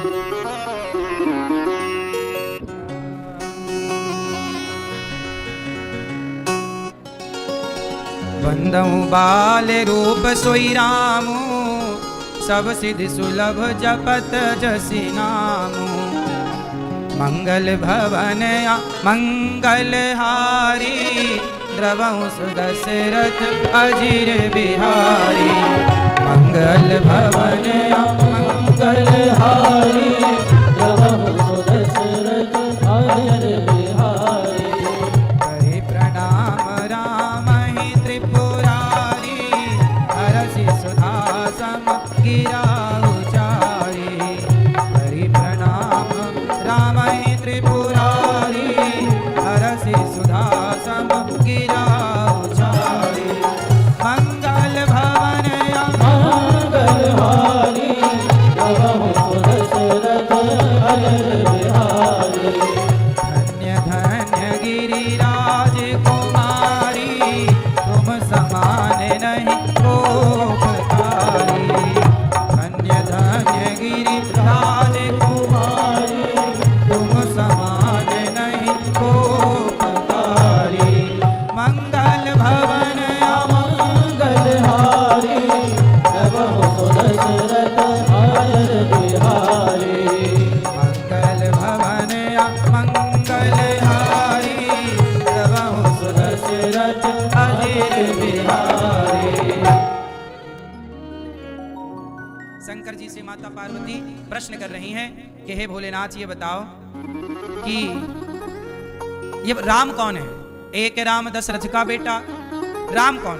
तब माता पार्वती से शंकर जी कह रहे हैं कि पार्वती जी, आपने बड़ा अच्छा किया कि आपने हमसे प्रश्न किया। आपने प्रश्न ना किया होता तो हमारी वाणी से भगवान की कथा ना निकलती। अब देखो ना, हमारी मैया जी कथा ना कराती, जब हमारी मैया कथा ना कराती तो फिर कथा हम कैसे सुना पाते, कैसे कथा होती? तो हमारी मैया श्रीमती रेणु बख्शी जी, आपने कथा कराई तो कथा कहने का हमें मौका मिला। आपने कथा कराई ही ना होती तो फिर कैसे हमें मौका मिलता? तो कुल मिलाकर के हमारी मैया ने कथा कराई। भैया, आपके पुत्र श्री नितिन बख्शी जी चले गए घर। श्रीमती पूजा बख्शी जी हैं कहीं, पूजा जी। बेटी दामाद कौशिन बख्शी जी, विधान जी, जालान जी, रजनी भट्ट जी, रीता कोल जी, रोमिला जी और राशि बख्शी जी, शशि शर्मा जी, लाजपत नगर मैया वहाँ से आई हैं। और मैया हमारी श्रीमती रेणु बख्शी जी बड़े प्रेम से राम कथा करा रही हैं, तो हम लोग सुन रहे हैं। हमें भी देखो भाग्य मिला, हम रोज भगवान भागवत की कथा सुनाते हैं, हमें भी कभी कभी राम जी का गुणगान गाने का अवसर मिलता है। तो मैया की कृपा से, मैया के द्वारा राम कथा मैया ने कहा तो लो हमें भी भगवान की कथा कहने का मौका मिला। हमारी भी वाणी पवित्र हो रही है भगवान की कथा से, आपका भी हृदय पवित्र हो रहा है भगवान की कथा से। तो कथा दोनों को पवित्र करती है, श्रोता वक्ता दोनों को। इसलिए अपने कानों से भगवान की कथा सुनना सीखिए और जब भी बोलिए तो भगवान की चर्चा ही करिए। अब शंकर जी और पार्वती जी बैठे हैं और प्रेम से दोनों एक दूसरे को प्रश्न कर रहे हैं। अब शंकर जी प्रेम से प्रार्थना कर रहे हैं। अब प्रार्थना करके, मंगलाचरण करके शंकर जी पार्वती जी की प्रशंसा कर रहे हैं कि आपने प्रश्न करके हम पर बड़ा उपकार किया। आपने रघुनाथ जी के बारे में पूछा है, तुम रघुवीर चरण अनुरागी, तुम्हारे हृदय में भगवान के प्रति प्रेम है, तब तुमने ऐसे प्रश्न किए हैं, परंतु ऐसे प्रश्न कोई करता नहीं। पार्वती जी से शंकर जी कह रहे हैं, जिनकी कथा, शंकर जी कह रहे हैं पार्वती जी से, हे पार्वती, जिनके कान भगवान की कथा नहीं सुनते, उनके कान नहीं है, चूहे का बिल है। इसलिए कान तब सार्थक, कानों की सुंदरता सोना पहन लेने से नहीं। लोग तो पूरे कान को छिदा लेते हैं नीचे से ऊपर तक और पूरे में सोना पहन लेते हैं, इससे कान की सुंदरता नहीं है। कान वही सुंदर हैं जिन कानों को रोज कथा सुनने को मिले, रोज भगवान की कथा, वो कान सुंदर है। कान जिन्हें हरि कथा सुनी नहीं काना, वो कान जो कथा नहीं सुनते वो तो केवल चूहे के छेद है, बस कान का बिल चूहे का, कोई मतलब नहीं। आंखें किसे देखें? भगवान को और संतों को, भगवान के भक्तों को। संत मिल जाएं, भगवान मिल जाएं, भगवान के भक्त मिल जाएं तो आंखों से उन्हें देखो। और देख करके ऐसा भाव रखो कि हमारे भीतर भी इनकी तरह भक्ति कब आएगी, हमारे अंदर भी इनकी तरह भगवान से प्रेम कब होगा। तो आंखों से भगवान को देखो और संतों को, भगवान के भक्तों को देखो। यदि नहीं देखा, आजकल आंखों से लोग किससे देखते हैं? ताकते रहते तुझको सांझ सवेरे, है ना। आंखों से लोग क्या देख रहे हैं? देख नहीं रहे हैं, ताक रहे हैं। जबकि हमारे यहाँ ताकने को मना किया गया। देखो भालो तको मत, बोलो चालो बको मत, खाओ पियो चलो मत, खाओ पियो छको मत, चलो फिरो थको मत। लेकिन जो मना किया जाता आजकल लोग वही करते हैं। आजकल लोग देखते नहीं, घूरते हैं, घूरते रहते तुझको सांझ सवेरे। क्यों भैया? अच्छा, मोर पंख में भी आंख होती है कि नहीं? छोटी सी मोर पंख में ध्यान से देखो, एक छोटी सी आंख सी बनी रहती है। तो जिनकी आंख भगवान को नहीं देखती, वो आंख वैसे ही है जैसे मोर पंख की आंख है, बस कुछ कर नहीं सकती वो आंख। इसलिए आंखों की सुंदरता तब है जब इन आंखों से भगवान को देखकर उनकी छवि मन मंदिर में बसा ली जाए। आपका सिर, कुछ लोग ना सिर नहीं झुकाते। जैसे कहीं भी मंदिर दिख जाए तो मंदिर में भगवान के आगे सिर जरूर झुकाना चाहिए, नहीं झुकाने से अपराध लगता है। भगवान को जरूर सिर झुकाना चाहिए। आजकल ना लोग सिर नहीं झुकाते। कोई संत दिख जाए, किसी के माथे पर तिलक हो, तो ऐसे संत महापुरुषों को देख करके भी नमन करना चाहिए, सिर झुकाना चाहिए, मर्यादा है। लेकिन आजकल ना बहुत लोग सिर नहीं झुकाते। तो जिनके सिर नहीं झुकते भगवान के आगे, भक्तों के आगे, वो सिर कैसे है? तुम्बा। कड़वी लौकी होती ना, लौकी, जिस लौकी का कमंडल बनता है। एक लौकी होती है जो संतों के पास कमंडल होता है, लौकी का कमंडल सूख जाने के बाद उसका कमंडल बन जाता है। तुम्बा बोलते, तुम्बा तुम्बी। तो उसका वो कड़वी लौकी होती है, वो खाने वाली नहीं, वो कमंडल वाली लौकी अलग ही होती है। संत लोग उसका यूज करते हैं। तो ते सिर कटु तुम्बरी समतूला, जेन नमत हरि गुरुपद मूला। जो गुरु जी के चरणों में, गुरुपद मूला, गुरु जी के, संतों के, भगवान के चरणों में नहीं झुकता सिर, वो सिर क्या तुम्बा है, कड़वा है, कोई मतलब का नहीं, खोपड़ी। सिर झुकाओ। जिनके हृदय में भक्ति का वास नहीं है, जो भक्ति नहीं करते, वो चलते फुरते मुर्दे हैं, मुर्दे। कौन है वो? ये हम नहीं कह रहे हैं, शंकर जी कह रहे हैं। जो जिनकी जिह्वा भगवान का गुणगान नहीं करती, वो मेंढक के समान उनकी जिह्वा केवल टर टर करने के काम आती है और कुछ नहीं। शंकर जी कह रहे हैं। सुनो पार्वती जी, आपने बड़ा उत्तम प्रश्न किया है। अब मैं आपको सुनाता हूं। सुनो, आपने कहा कि राम कौन है, तो राम भगवान यदि निराकार है तो साकार कैसे बने? पार्वती जी का सवाल है कि यदि ईश्वर भगवान तो निराकार है, निर्गुण है, फिर वो साकार कैसे बना? तब शंकर जी समझा रहे हैं कि देवी, कई बार ना ओला गिरता है, ओला नहीं, ओला वृष्टि होती है, खेतों की फसल नष्ट हो जाती है, किसानों के यहाँ ओला गिरते। ओला समझते हैं? पानी की जगह ओले गिरते, बड़े बड़े पत्थर, बर्फ। अच्छा ये बताओ, ओला और पानी ये दो हैं कि एक ही है? ये दो हैं कि एक हैं? पानी और ओला एक है तो एक, पर दिख दो रहे हैं। ओला बर्फ का रूप है, कठोर है ना। बर्फ का ढेला मार दो तो आदमी मर जाए। भाई 5 किलो बर्फ किसी की खोपड़ी में पटक दो, मर नहीं जाएगा। और 5 किलो पानी किसी के सिर पर डाल दो, नहीं मरेगा। बोलो, नहा लेगा वो 5 किलो पानी से। और 5 किलो बर्फ किसी लीड फेंक दो, मर जाएगा। 2 मंजिल ऊपर से 5 किलो का बर्फ किसी के सिर पे गिराओ, और 2 मंजिल ऊपर से 5 किलो पानी गिराओ सिर पे। सही है? अंतर है ना। दोनों एक तत्व हैं, पर दोनों का व्यवहार, दोनों का गुण अलग अलग है। उसी तरह जैसे पानी और बर्फ तत्व में तो एक है, उसी तरह साकार और निराकार तत्व की दृष्टि में तो एक है। परंतु जब निराकार से काम नहीं हो तो भगवान को अपने भक्तों के लिए साकार रूप लेना पड़ता है। साकार रूप क्या है? राम कृष्ण। ये जो राम कृष्ण है, ये कौन है? साकार। और ब्रह्म क्या है? निराकार। वो ब्रह्म है, वो परमात्मा है, पर सगुण नहीं, अगुण नहीं, कछु भेदा। वो है निराकार, पर जरूरत पड़ने पर साकार भी बन जाते हैं। शंकर जी कह रहे हैं ये बात। भक्तों के प्रेम के वश में वह सगुण साकार बन जाते हैं, जो कि है निर्गुण, अगुण अरूप है। जो गुण रहित सगुण सोई कैसे, जलुहि में उपल बिलग नहीं जैसे। जैसे जल और ओले में कोई भेद नहीं, ऐसे साकार और निराकार में कोई भेद नहीं। पार्वती जी कह रही हैं, प्रभु अच्छा आप ठीक ठीक कह रहे हैं, हमें समझ में आ रहा है। ये बताओ भगवान किसे कहते हैं? अब बताओ, परिभाषा पे आ गई माता पार्वती। और ये माता पार्वती जितने सवाल कर रही हैं, ये सवाल हम जनमानस के हैं। तो हमें सवाल उठता तो कौन समाधान करता? इसलिए पार्वती जी सवाल उठा रही हैं और शंकर जी समाधान कर रहे हैं, ताकि शिव जी के द्वारा समाज को उत्तर मिल जाए, ताकि हमारा संदेह मिट जाए। तो ये आम जनता का संदेह मिटाने के लिए शिव पार्वती का संवाद है। अब सुनो, भगवान किसे कहते हैं?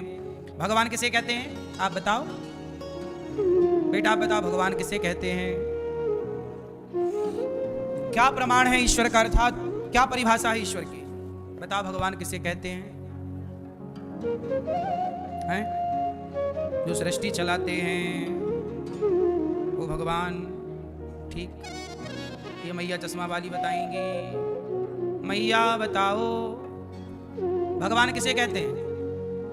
चश्मा वाली मैया नहीं बताओगी मेरी माँ? हैं? दिखते नहीं हैं तो आप तो चश्मा लगाई हो, आपको तो दिख रहे होंगे। नहीं? मैया क्या बोलती तू? आपको दिख रहे हैं भगवान?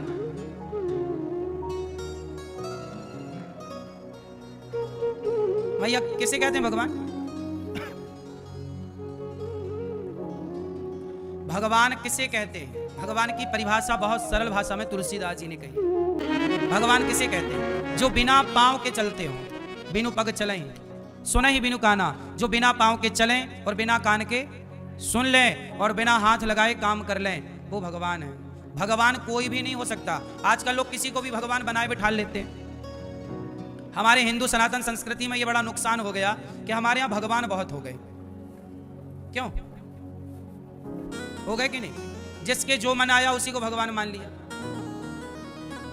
सबको भगवान।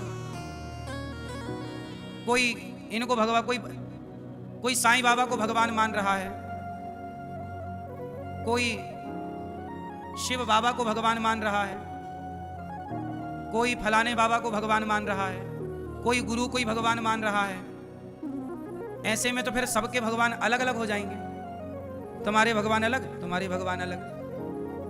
फिर सनातन के तो टुकड़े टुकड़े हो गए। सनातन का मतलब क्या है? संगठन ना सनातन है, यदि आप संगठित रहे ही नहीं। अब देखो, साईं बाबा के भक्त जो हैं वो साईं बाबा को ही भगवान मान रहे हैं।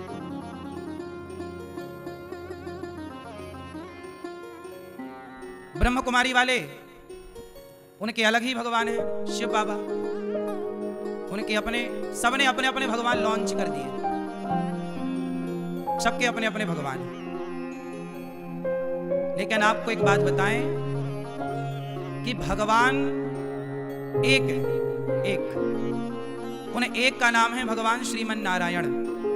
वही नारायण जरूरत पड़ने पर राम बनकर आ जाते हैं, कृष्ण बनकर आ जाते हैं, नरसिंह बनकर आ जाते हैं, वामन बनकर आ जाते हैं। तो भगवान एक है, एक ब्रह्म, एको ब्रह्म द्वितीयो नास्ति।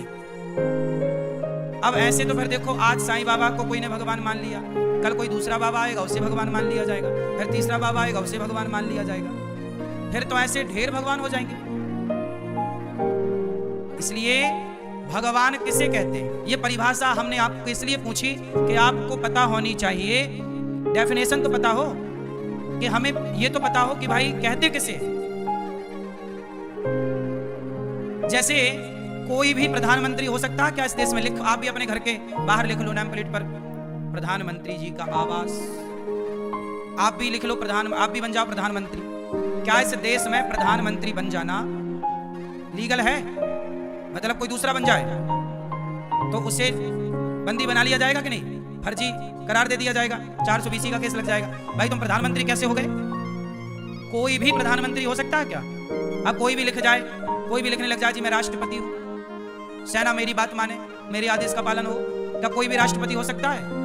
जब कोई भी राष्ट्रपति नहीं हो सकता, कोई भी प्रधानमंत्री नहीं हो सकता, प्रधानमंत्री एक ही हो सकता है, तो फिर भगवान भी एक ही तो है भैया। कोई भी भगवान कैसे हो सकता? कोई भी भगवान कैसे हो सकता है ये बताओ।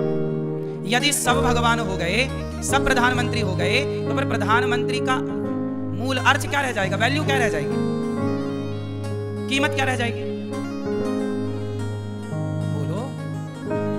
इसलिए सब भगवान के भक्त हो सकते हैं। सोचिए शंकर जी कौन है?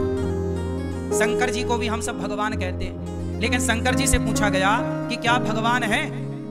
तो शंकर जी ने मना कर दिया, बोले मैं भगवान नहीं हूं, मैं तो भगवान का। सोचिए शंकर जी क्या बने? हनुमान। और हनुमान जी की छाती फाड़ी गई तो कौन निकला? तो हनुमान जी कौन है? राम के। शंकर जी कौन है? प्रभु के भक्त हैं। सोचिए, सबको भगवान नहीं मान सकते ना।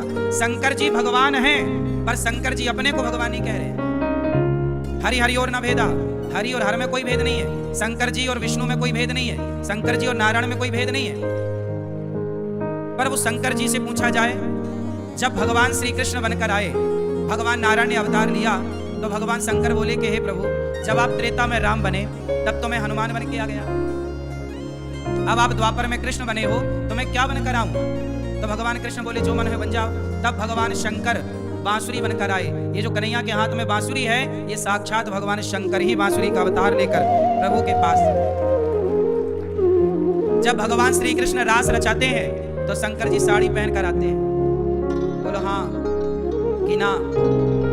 फिर शंकर जी कहते हैं काशी में कोई मरता है तो उसकी मुक्ति होती है। अच्छा बताओ, मुक्ति देने की सामर्थ्य किसके पास है? मोक्ष कौन दे सकता है? क्या इंद्र मोक्ष दे सकते हैं? इंद्र देवता है और देवताओं का पावर सीमित होता है। इंद्र कभी मोक्ष नहीं दे सकते। शनि देवता, कोई भी देवता मोक्ष नहीं दे सकता। इसलिए गोस्वामी जी क्या कह रहे हैं? और देवता चित्त न धरई। देवताओं को चित्त पर धरने की जरूरत। देवता ऐसे होते हैं कि जब तक इनकी पूजा करोगे तब तक ये खुश रहेंगे, और पूजा बंद कर दोगे तो ये दुष्परिणाम देने लग जाएंगे। कैसे? उदाहरण से समझो। भगवान श्री कृष्ण के पिता नंद बाबा हर साल इंद्र की पूजा करते थे। हर साल इंद्र की पूजा करते, पर एक साल भगवान श्री कृष्ण बोले कि इंद्र की पूजा ना करो, गिरिराज जी की पूजा करो। और जब भगवान श्री कृष्ण ने इंद्र की पूजा बंद कराई और गिरिराज जी की पूजा बंद कराई तो इंद्र को आ गया गुस्सा। भाई इंद्र को यह तो सोचना चाहिए था कि हर साल हमारी पूजा करते आए हैं, इस साल नहीं किए तो कोई बात नहीं। तो इंद्र ने कहा कि ब्रजमंडल को डुबा दो, क्योंकि हमारी पूजा नहीं की। ये है देवता। देवताओं की जब पूजा करोगे तब खुश, और नहीं करोगे तो कहेंगे डुबा दो इनको। देवताओं के राजा ऐसे हैं तो देवता कैसे होंगे? इसलिए हमारे यहां देवताओं की पूजा भी नहीं होती ज्यादा। बात समझ में आ रही है? कुछ घुस रहा है कि नहीं? इसलिए हमारे यहां देवताओं की पूजा करोगे तो जिस देवता की पूजा करोगे वो प्रसन्न होगा। पूजा भूल गए तो फिर वो कहेगा हम तुम्हें डुबा देंगे। तब भगवान ने गोवर्धन उठाए और ब्रजवासियों की रक्षा की और इंद्र को ठिकाने लगाई भगवान। इसका मतलब यह है कि देवता स्वार्थी है, स्वार्थ लाग करें सब प्रीति। अच्छा भगवान कैसे? भगवान की पूजा करो, और यदि आप पूजा नहीं करें तो क्या होगा? भगवान कहते हैं कि तुम हमारी पूजा करो, और यदि तुम भूल गए पूजा करना, कभी नहीं किए, तो भगवान ये याद रखते हैं कि इसने एक बार मेरी पूजा की है, इसके लिए मैं इस पर कृपा करने आया हूं। भगवान दयालु है। अजामिल इतना बड़ा पापी था, लेकिन उस पापी के मुख से जब एक बार नाम निकला धोखे से, मरते समय क्या बोला? नारायण। उसके बेटे का नाम क्या था? बुलाया अपने पुत्र को, दूर एक क्रीडन का सक्तम पुत्रम नारायणावयम। हे बेटा नारायण, बुलाया बेटे को, और वो भी अपने पुत्र को बुला रहा था। कोई भक्त नहीं था, बड़ा पापी था, दुष्ट था, अजामिल। लेकिन भगवान ने कहा कि मेरा नाम पुकारा है इसने, उसका उद्धार कराया कि नहीं? ये भगवान है। पूतना जहर पिलाने आई, भगवान को क्या करने आई? मारने, कि जहर पिला के कन्हैया को मार देंगे। पर मारने वाली पूतना को भी तार दिया कि नहीं? शिशुपाल पानी पी पी के गालियां देता था भगवान को। बोलो हाँ। शिशुपाल भगवान श्री कृष्ण की बुआ का लड़का है। शिशुपाल गालियां देता है पानी पी पी कर, पर गालियां देने वाले शिशुपाल का भी उद्धार किया कि नहीं भगवान ने? बोलो हाँ। तो भगवान का स्वभाव, भगवान कभी हमारे अवगुण नहीं देखते। भगवान कभी ये उम्मीद नहीं करते कि तुमने हमारी पूजा तब की थी, अब क्यों नहीं की। भगवान ने कहा कि एक बार भाव कुभाव अनख आलस हूं। तुम श्रद्धा से नहीं, तुम भगवान को गाली देके भी तुम एक बार नाम ले लो तो भगवान कहेंगे कि इसने भले गाली दी है पर मेरा नाम तो लिया है, इसलिए इसका उद्धार करूंगा। शिशुपाल उसका उदाहरण। ऐसे भगवान, तो भगवान भगवान है और देवता देवता देवता है, बड़े स्वार्थी हैं। तो देवताओं की पूजा हमारे यहाँ नहीं होती। हम सनातनी लोग किसकी पूजा करते हैं? हम सनातनियों के यहाँ 5 लोगों की पूजा होती है। किस किसकी? इन्हें पंचदेव उपासना कहते हैं। देवता देव, भगवान को भी कई बार व्यवहार में देव कहा जाता है। जैसे सूर्य नारायण देव, सूर्य नारायण देवता नहीं कहते, सूर्य नारायण देव, जबकि सूर्य नारायण भगवान की आंख है। अब आप समझो 5 देवता कौन कौन? 5 की पूजा आप कर सकते हैं। इनकी पूजा करना ही सनातन की पूजा है। सनातन में आप चल रहे हैं पंचदेव उपासना। अब सुनो 5 कौन कौन से हैं। 5 में है सबसे पहले भगवान विष्णु, भगवान विष्णु। दूसरे भगवान शिव। तीसरे सूर्य नारायण, सूर्य नारायण। चौथे गणेश जी। और 5वीं दुर्गा शक्ति। अब शक्ति में 52 शक्ति पीठ आ गई। मां भगवती के रूप जितने भी हैं वो सब आ गए। यदि आप कामाख्या मां भगवती, केला मां, दुर्गा मां, शारदा मां और मां की उपासना कर रहे हैं, वैष्णवी मैया, वैष्णवी मां, यदि मां की उपासना कर रहे हैं, राधा रानी की उपासना है, लक्ष्मी जी की उपासना है, सही है। आप सूर्य भगवान के उपासक हैं, आप सही हैं। आप शिव जी के उपासक हैं, मतलब सही है। आप भगवान विष्णु, विष्णु का मतलब भगवान के 24 अवतार आ गए। विष्णु मतलब 24 अवतार आ गए। राम, कृष्ण, नारायण, नरसिंह, वामन, धन्वंतरी, कच्छप, मोहिनी इत्यादि, 12 इत्यादि। और गणेश, गणेश जी, गणपति बप्पा। ये 5 पूजा है हमारे सनातन में। कोई शंकर जी का पुजारी है तो शंकर जी के फिर 12 ज्योतिर्लिंग आ गए, आप सही हैं। भगवान नारायण के 24 अवतार हो गए, चारों दिशाओं में प्रभु विराजे, जगन्नाथ जी के रूप में, बद्रीनाथ जी के रूप में, द्वारिकाधीश जी के रूप में, बिहारी जी के रूप में, राधा रमण जी के रूप में और रंगनाथ जी के रूप में। ये सब चारों ओर भगवान बैठे। तो आप इनकी उपासना कर रहे हैं तो आप सही हैं। और यदि आपने मनमाने तरीके से किसी बाबा जी को भगवान बना के लॉन्च किया है तब फिर तो देखो आप भटक चुके हैं। तो आज मैंने आपको बताया कि भगवान किसे कहते हैं। किसे कहते हैं भगवान? बोलो। जिनके पांव लक्ष्मी जी दबाएं। अब और सरल परिभाषा सुनो भगवान की। कोई आपसे पूछे कि भगवान किसे कहते हैं, तो जिनके चरण लक्ष्मी जी दबाएं उन्हें आप भगवान कहिए। एक लाइन में व्याख्या हो गई। जिनके पांव लक्ष्मी जी दबाएं वो कौन? अब इतना समझ लो। अब बताओ, लक्ष्मी जी पांव दबा रही है किसके? भगवान श्रीमन नारायण के चरण लक्ष्मी जी दबा रही। वही लक्ष्मी जी त्रेता में सीता बनी और वही नारायण त्रेता में राम बने, सीताराम। वही राधा बनी लक्ष्मी और वही कृष्ण बने नारायण। तो ये 24 अवतार के अंतर्गत। अब हमारे हिंदू सनातन संस्कृति में जिसे जो मन आ रहा है वो भगवान अपने अपने लॉन्च किए जा रहा है। कोई कबीरदास जी कोई भगवान मान के कबीर पंथ पूजा करने लगे, जबकि कबीरदास जी खुद कह रहे हैं कि कबीरा सब जग निर्धना, धनवंता नहीं कोई, धनवंता सोई जानिए जिखे राम नाम धन होए। कबीरदास जी रामानंदाचार्य जी के शिष्य हैं। कबीरदास जी खुद राम के पुजारी हैं। कहत कबीर सुनो भाई साधो। कबीरदास जी की हर बात में राम का गुण है, राम का यश है, राम का नाम गाते, लेकिन उनके अनुयायी राम की पूजा नहीं करते। राम को हटा दिया, कबीर पंथी अलग बना के कबीर जी की पूजा। मतलब सब अपने अपने तरीके से चलना चाहते हैं, स्वतंत्र होना चाहते हैं। जो मर्यादाएं बनी हैं, जिन मर्यादाओं को हमारे ऋषि मुनि बनाए कि भाई राम की उपासना करते चलो, कृष्ण की उपासना करते चलो, मनमाना आचरण ना करो। लेकिन मानता कौन है? सबको मनमाना आचरण करना। इसलिए आप लोग ये देखो कि आप लोग जिनसे जुड़े हैं वो लोग किन की पूजा करते हैं, वो किन के उपासक हैं। अब गौरी गोपाल आश्रम में देखोगे तो भगवान नारायण विराजे हैं कि नहीं? एक तरफ राधा कृष्ण भगवान और दूसरी तरफ सीता रामचंद्र भगवान विराजे हैं कि नहीं? यही सनातन की मूल परंपरा है, राम कृष्ण नारायण। भारत के पूरे कोने कोने में यही राम कृष्ण नारायण ही मिलेंगे आपको, हाँ या ना? यही नारायण विष्णु है। विष्णु विष्णु सर्वगुण। कोई भी यज्ञ होता है, कोई भी जब यज्ञ होता है तो जो संकल्प होता है, कोई भी पूजा हिंदू पूजा करेगा तो संकल्प होता है ना? बोलो हाँ। पानी डाल के, कुसा डाल के, सुपारी रख के और दक्षिणा रख के और जब संकल्प चावल रख के जब होता है तो संकल्प होता है ना। वो संकल्प में सबसे पहले क्या बोला जाता है? विष्णु विष्णु विष्णु। 3 बार विष्णु उच्चारण किया जाता है। क्यों? चाहे शंकर जी का यज्ञ हो, चाहे विष्णु जी का यज्ञ हो, चाहे राम जी का, कोई भी भारत में कहीं भी यज्ञ होगा शिव यज्ञ हो, सतचंडी हो, दुर्गा मैया की उपासना हो, पर संकल्प में विष्णु विष्णु ही बोला जाएगा। बोलो हाँ, यही प्राचीन भारत की परंपराएं हैं। अब मैं बात कर रहा था मोक्ष की। अब बता, मोक्ष देने का अधिकारी कौन है? क्या देवता मोक्ष दे सकते हैं? बोलो तो बताओ, मोक्ष कौन दे सकता है? काशी में लोग मरते हैं तो कहा जाता है कि उन्हें मोक्ष मिल जाता है। तो बताओ, काशी में मरने वाले को मोक्ष कैसे मिलता है? शंकर जी मोक्ष देते हैं कि नहीं? उत्तर दो, उत्तर दो। कैसे देते हैं शंकर जी मोक्ष? रामचरितमानस पढ़ते हो? मैया मैया भैया जा रहे हो? टाटा। गुस्सा तो नहीं हो गए? अच्छा बताओ, शंकर जी मोक्ष देते हैं तो किसके बल पर देते हैं?